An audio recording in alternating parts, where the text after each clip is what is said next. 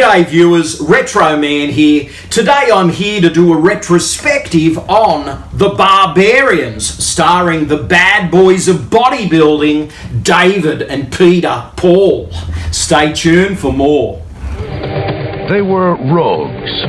Look at the size of you two. Adventurers. Heroes. They were the Barbarians.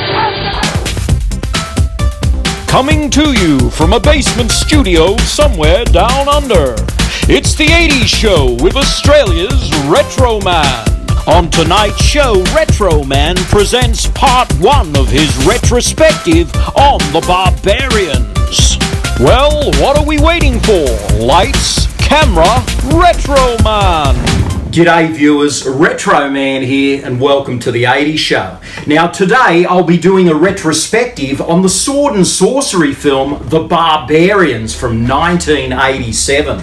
This is it right here. Now this film stars David and Peter Paul, better known as the Barbarian brothers. These are two real-life twins. They were gym junkies in the 80s, actually rock and roll gym junkies to be exact, and they brought a lot of fun to this film. This is a Canon film, it's low budget, and it was shot in Italy by an Italian filmmaker called Ruggero Deodato. Now, Ruggero is actually the guy behind those cult cannibal films, and for a low budget film, I think it was about $2 million, maybe $2.5 million, the budget for this. He brings a cinematic quality to this film, and some of the action sequences are really well shot and well choreographed. So for a cheapie, this is a sword and sorcery film that is a heck of a lot of fun. Now the Barbarian brothers at the time were kind of making a name for themselves. They'd starred in one film previously. Actually, they kind of more or less co-starred in it with Mr. T and Gary Busey and a couple of other guys, Adam Baldwin, etc. And that film was called DC Cab, directed by Joel Schumacher. Actually, I have that one on Blu-ray. That's a lot of fun. But this was their first starring role. This is when they really tried to sink their teeth into a film. And what I will say about it is they're kind of goofy guys. I mean, they were marketed really as the bad boys of bodybuilding, but they had a goofiness and a real zest for life, and they brought that to this film. But apparently on paper, when the guys kind of looked at the script, they went, well, how are we going to play these stoic gladiator type barbarians? I mean, there wasn't a lot to work with, but the guys felt, look, what we'll do is inject a little bit of ourselves into the roles, and I think they did that. I mean, they kind of feel like they've been transported, these guys, from the gym in Venice Beach and put in this film. So there's a bit of a fish out of water feel to their characters, and I think it makes for a lot of fun. And maybe when you think about it, I mean, time travel films were all the rage back then. This is an 88-minute film, so maybe they could have tacked on a 10-minute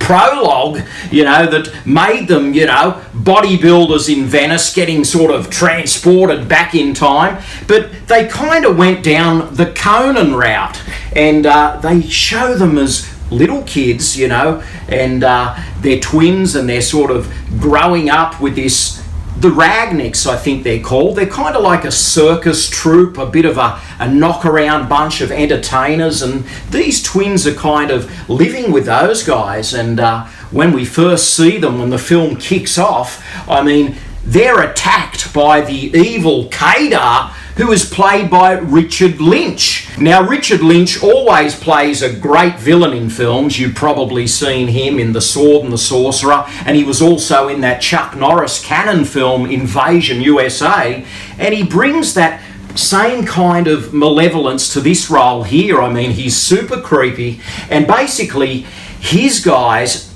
attack the Ragnicks with little David and Peter Paul are there, and basically they take the queen of the Ragnicks, played by Virginia Bryant. She's a very striking blonde.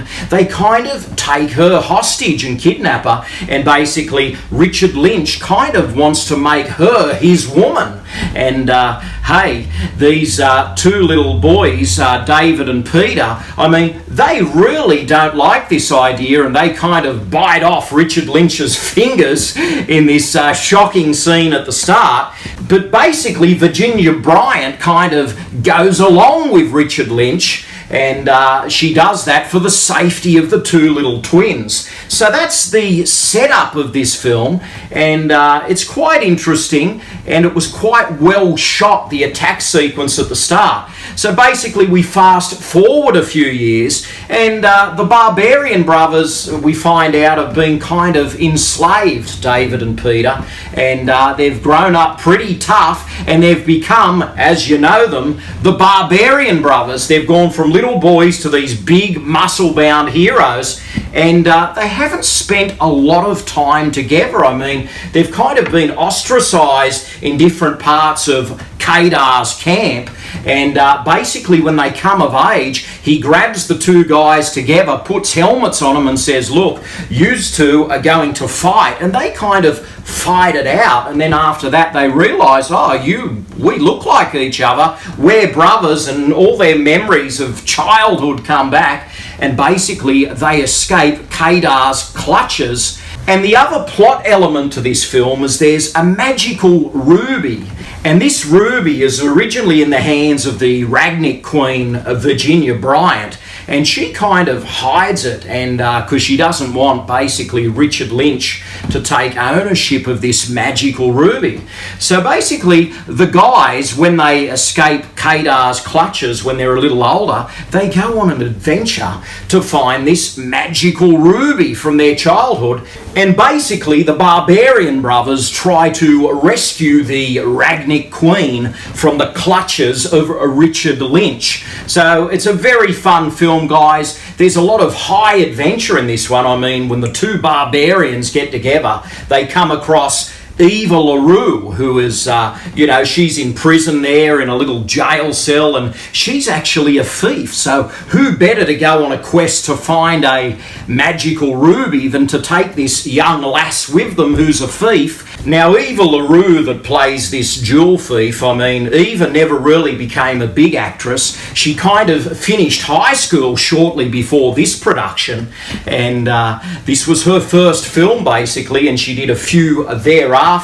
But at the time, she was kind of a teenage beauty queen, and this is the kind of movie where they're really putting buff bodies on the screen. I mean, you've got the two Barbarian brothers, you've got a scantily clad Eva LaRue, and she adds a lot of fun to this too. And along the way, they encounter things like a giant dragon when they enter this cave, and they're fighting and slashing their way through things. And of course, at the end of this film, we get a 2-on-1. That's right, the Barbarian brothers finally take on Richard Lynch, and it's worth the wait, guys. It's really a fun fight at the end. So this film, as I said, was shot in Italy, and it's kind of a throwback to those 60s peplums like Hercules and the Haunted World and Goliath and the Dragon.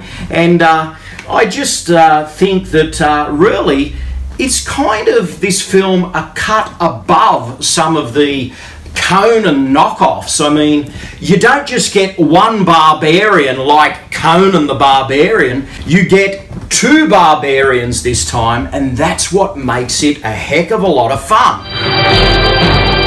The internationally renowned bad boys of bodybuilding, Peter and David Paul. Get out of here. No, get out. I'm going out. I'm going. Go ahead. The Barbarians. Feel the power.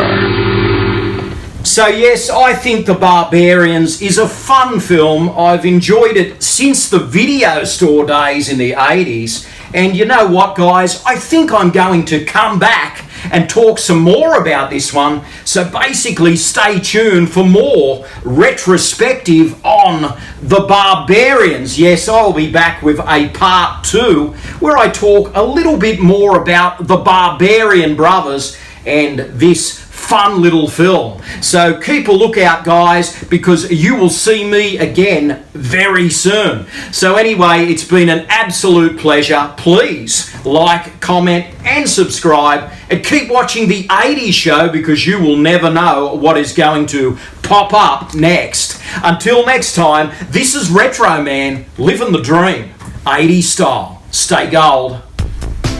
Thanks for watching. Retro Man will return faster than a boomerang and more powerful than Conan the Barbarian.